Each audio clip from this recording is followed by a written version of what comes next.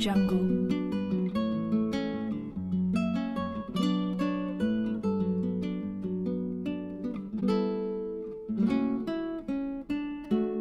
Baik, selamat pagi teman-teman. Selamat bertemu kembali bersama saya Mr. Febri dalam pelajaran agama Katolik pada hari ini. Nah teman-teman, pada hari ini kita akan mempelajari salah satu tokoh penting dalam kitab suci Perjanjian Baru, yaitu Yohanes Pembaptis.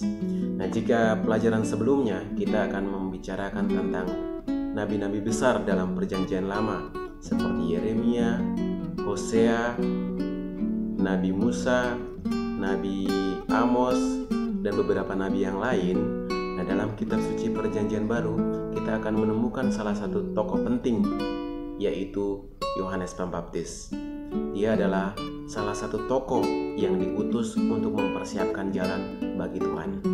Nah, pembelajaran kita hari ini bertolak dari 4 pertanyaan penting. Yang pertama, siapa sih sebenarnya Yohanes Pembaptis itu? Dan yang kedua, apa hubungannya dengan Yesus Kristus? Dan yang ketiga, apa yang dipersiapkan oleh Yohanes Pembaptis? Dan yang terakhir, apa yang kita pelajari dari Yohanes Pembaptis?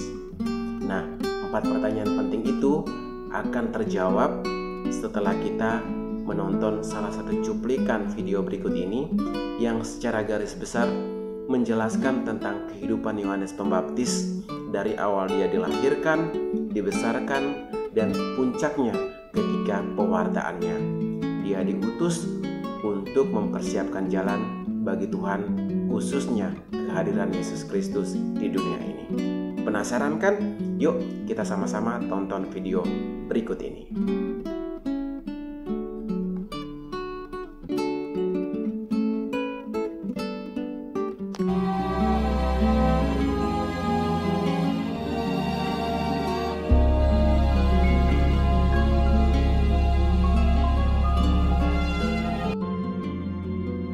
Pada zaman Herodes, Raja Yudea,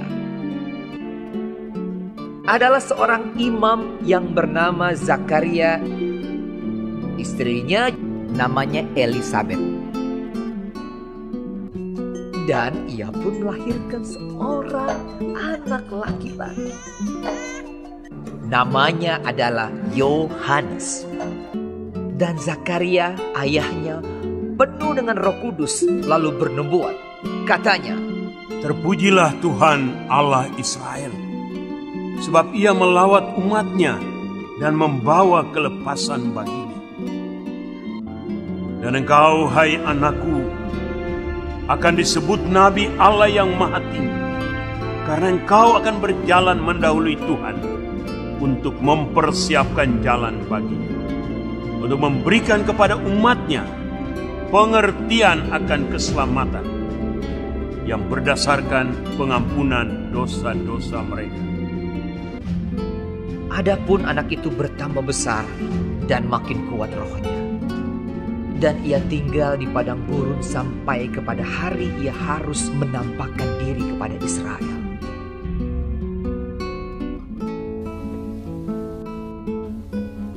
Yohanes memakai jubah bulu unta dan ikat pinggang kulit, dan makanannya belalang dan madu hutan. Dalam tahun ke-15 dari pemerintahan Kaisar Tiberius, ketika Pontius Pilatus menjadi wali negeri Yudea dan Herodes raja wilayah Galilea, datanglah firman Allah kepada Yohanes, anak Zakaria di padang gurun. Seperti ada tertulis dalam kitab nubuat-nubuat Yesaya. Ada suara yang berseru-seru di padang gurun. "Persiapkanlah jalan untuk Tuhan, luruskanlah jalan baginya." Maka datanglah Yohanes ke seluruh daerah Yordan. Lalu ia berkata kepada orang banyak yang datang kepadanya untuk dibaptis, dan menyerukan, "Bertobatlah dan berilah dirimu dibaptis, dan Allah akan mengampuni dosamu. Dan semua orang akan melihat keselamatan yang dari Tuhan. Setiap lembah akan ditimbun, dan setiap gunung dan bukit akan menjadi rata. Yang berliku-liku akan diluruskan, yang berlekuk-lekuk akan diratakan. Jadi hasilkanlah buah-buah yang sesuai dengan pertobatan. Orang banyak bertanya kepadanya. Jika demikian, apakah yang harus kami perbuat? Jawabnya, Barang siapa mempunyai 2 helai baju, dan barang siapa mempunyai makanan, hendaklah ia membaginya dengan yang tidak punya. ada datang juga pemungut-pemungut cukai untuk dibaptis, dan mereka bertanya kepadanya.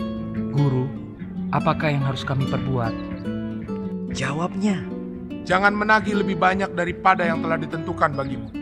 dan prajurit-prajurit bertanya juga kepadanya. Dan kami, apakah yang harus kami perbuat? Jawab Yohanes kepada mereka, Jangan merampas, dan jangan memeras, dan cukupkanlah dirimu dengan gajimu. Aku membaptis kamu dengan air, tetapi ia yang lebih berkuasa daripada aku akan datang, dan membuka tali kasutnya pun aku tidak layak. Ia akan membaptis kamu dengan Roh Kudus dan dengan api. Dengan banyak nasihat lain, Yohanes memberitakan Injil kepada orang banyak.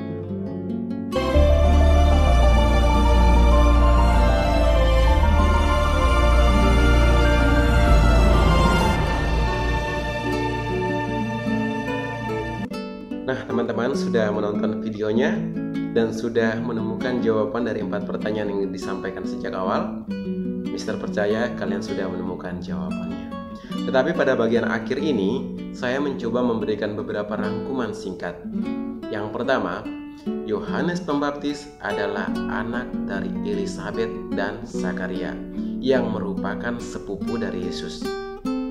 Jadi, Elisabet itu adalah kakak kandung dari Maria. Yohanes lahir ketika orang tuanya sudah memasuki usia lanjut. Jadi kelahiran Yohanes adalah sebuah anugerah Allah. Itu yang pertama. Dan yang kedua, hubungannya dengan Yesus apa? Hubungannya dengan Yesus adalah kehadiran Yohanes Pembaptis bertujuan untuk menyiapkan jalan bagi Yesus Kristus. Ia mempertobatkan banyak orang dan pada akhirnya dia membaptis Yesus di sungai Yordan. Itu adalah bagaimana keterikatan atau hubungan Yohanes dengan Yesus. Yohanes lahir terlebih dahulu bertujuan untuk mewartakan kabar kebenaran bagi bangsa Israel agar mereka bertobat dan hidup dalam kasih Allah. Lalu yang terakhir adalah apa pesan yang perlu atau yang dapat kita pelajari dari ceritanya Yohanes. Yang pertama, semangat pewartaan.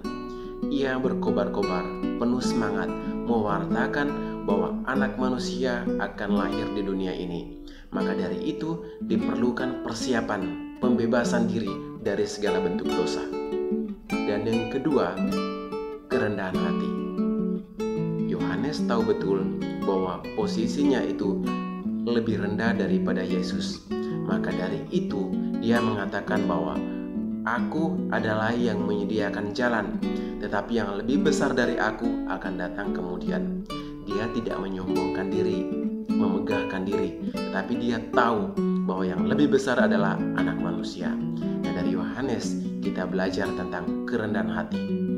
Dan yang terakhir adalah bagaimana Yohanes taat kepada Allah, taat kepada Yesus. Di mana ketika Yesus meminta dia untuk membaptis, Yohanes awalnya menolak, tetapi karena ketaatannya ia melakukan itu. Itu adalah poin-poin yang menarik atau perlu kita pelajari dari sikap Yohanes Pembaptis. Nah, itu teman-teman rangkuman pembelajaran kita hari ini. Mister sampaikan secara singkat. Semoga bisa membantu teman-teman untuk semakin mendalami, memahami, dan mengerti tentang tokoh Yohanes Pembaptis. Terima kasih.